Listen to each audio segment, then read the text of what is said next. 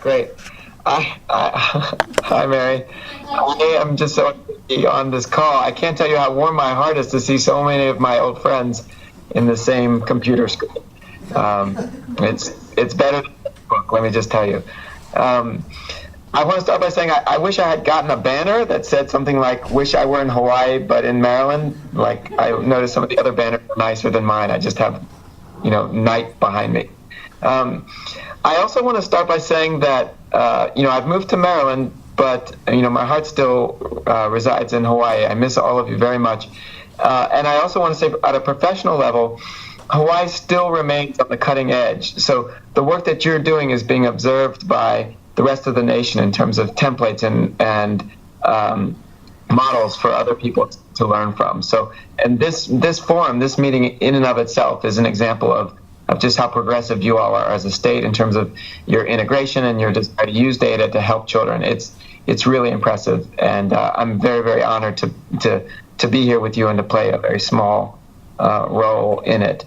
I also am proud of the work that I've been doing with the DOE, and I want to share with you a little bit of our efforts. I'm literally going to share some slides. So the slides are showing up, I assume, yeah?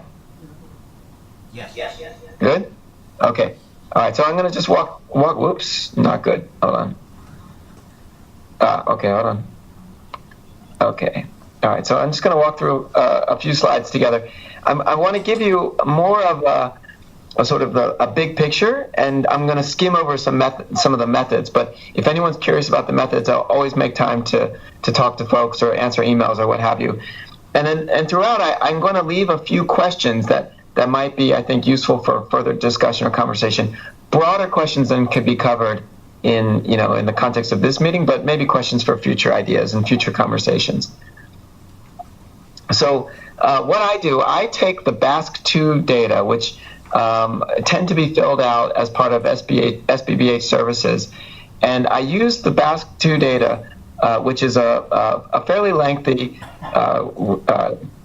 questionnaire that teachers fill out, parents fill out, and students themselves fill out, and it gives a broad swath of an idea as to how a child or a student is doing.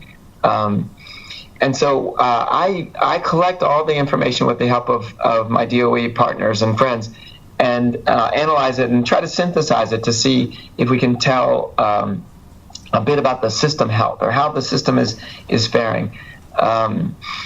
I also use it to look for students who might be struggling and that might be falling through the cracks. So these are I think, useful ways to use data. One, at a very macro level to see how our systems are functioning, and then two, at a micro level to see if there's individual students who might need more attention, or in some cases who might need less services, and where those services could be sort of shared with other students instead of the students that are doing well. As Stan was saying, this is part of the Hyper report, and the way I look at things is, our goal for the DOE in this case was 60% of students receiving HBBH services would show improvement in functioning on the teacher's rating scale of the BASC2. Now, in the spirit of what Stan was saying, we go beyond just the teacher's ratings and look at how the students report about themselves, and how also how the parents will sometimes share their feelings about how their children are doing. I want to say just a word about causality, which is that all results that I'm going to report are for students registered for SBBH services, but not necessarily the result of SBBH services. We just know that this is how they're faring when they're in SBBH services, but there could be all sorts of other things besides the services, although we like to think that the services are helping quite a bit, that help them thrive and do better, or in some cases present challenges for them. The statistical tool that I use is called the Reliable Change Index, and essentially it measures whether change is unlikely due to measurement or unreliability, and it gives you an individual glance at each particular student. So it has some advantages that I think are useful. On this slide, what I'm showing here is that teachers are consistently reporting that their students that are in SBBH services are doing well. So what we have here are the last 4 years of BASC-2 data, suggesting that on average about 81% of teachers, of students, according to teachers, are doing well. They're improving, 81% on average, and it's ticked up even a little bit in more recent years, although it's pretty much consistent. So I think that's really good news. Teachers' reports are very positive. In a similar vein, students' reports are very positive as well. So this is just the last year, but on a summary index of how students are doing, students report those students that are in SPBH who started off in a clinical level or an at-risk level, 84% are reporting that they're improving. 84%, that's very high. Parents also report positive outcomes, but not quite as positive as the other two. So as opposed to 81 and 84, parents are about 66% of parents are reporting positive outcomes. 14% or so are reporting some deterioration, and 20 are reporting sort of no change, which does lead me to one of my first discussion questions. Again, not something to delve into right now, but for future conversations, how can we better engage parents? Is parent engagement an issue that folks are struggling with at the ground level? And further, how can we help students make progress in areas that are important to parents, if we're recognizing parents as being important stakeholders in our conversations?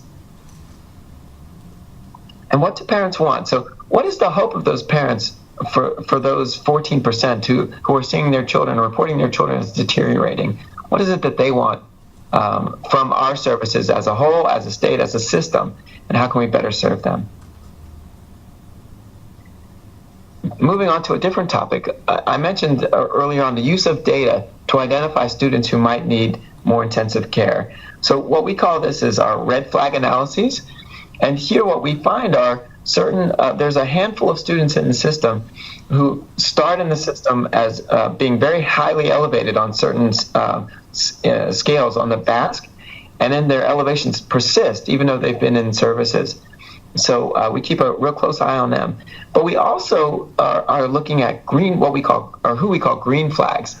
Green flags are students come into the system with low and non-elevated BASC scores, and then over time continue to have unelevated BASC scores. So they come in okay according to the BASC, and then they're doing okay according to the BASC over time.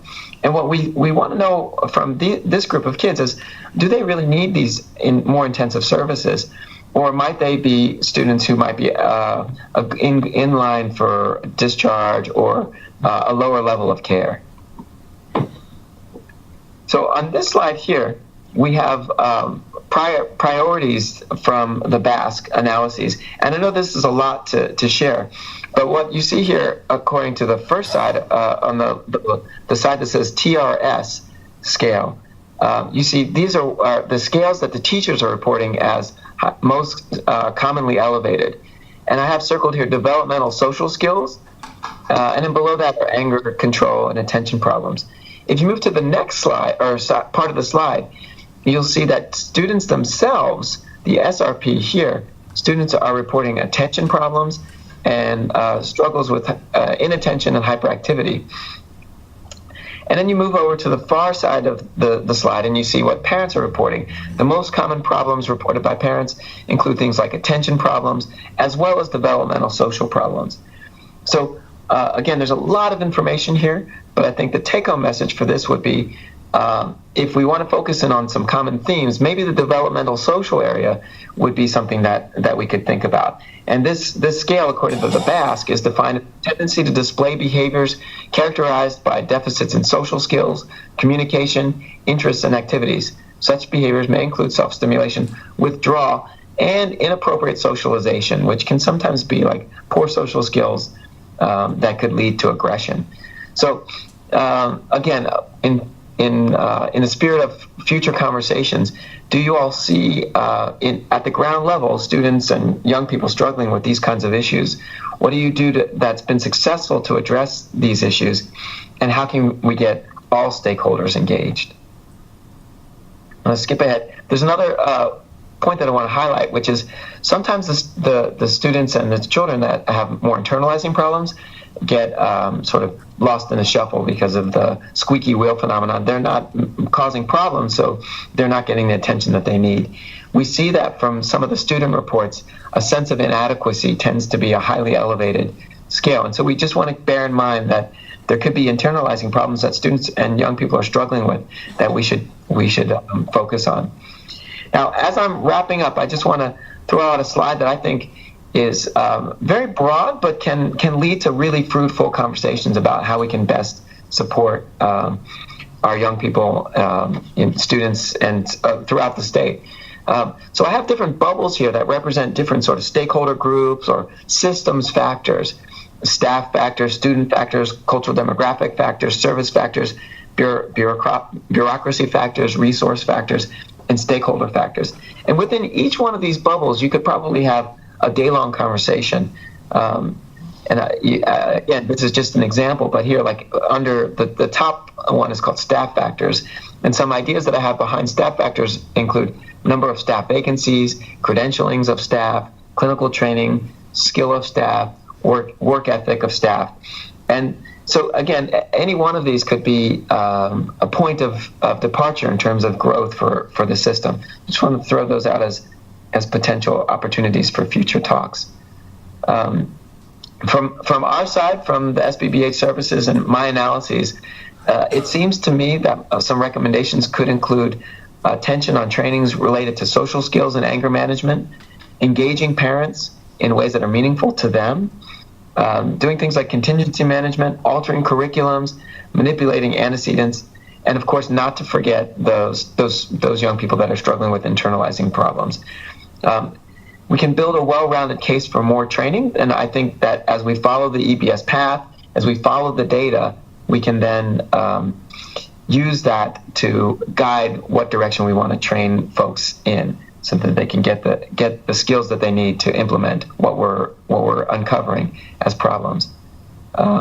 Okay, so I think my time is up, and I want to end there. And I took little snapshots from all of them, but this is your community, and how can we best serve it? In what ways can I help? Please just let me know.